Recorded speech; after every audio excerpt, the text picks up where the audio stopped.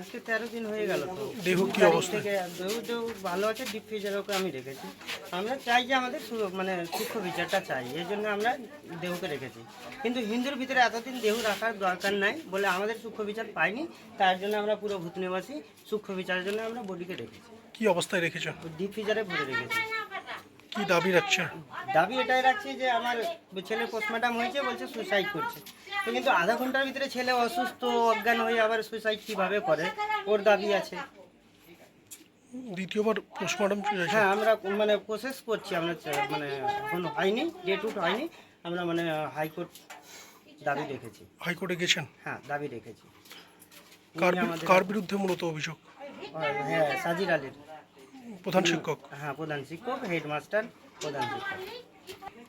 তিনি আমাদের কিছু বলেনি, আমাদের সঙ্গে কন্ট্যাক্টও নাই।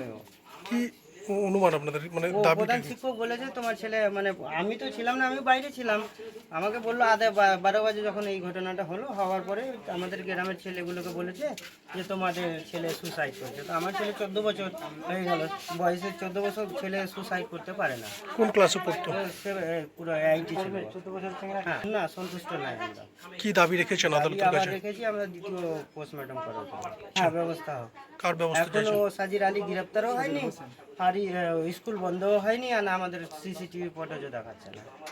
দেখায়নি সিসিটিভি? না, এখনো দেখায়নি। অভিযোগ করেছেন বিদ্যালয়ের শিক্ষকের বিরুদ্ধে? হ্যাঁ, করেছি। পুলিশের কাছে? হ্যাঁ, পুলিশের কাছে করেছেন? হ্যাঁ করেছি। আজকে কারা এসেছিল? আজকে ও সঠিক করে তো আমি জানি না, সাংসদ এসেছিল আজকে। কি বললো, কি আশ্বাস দিল?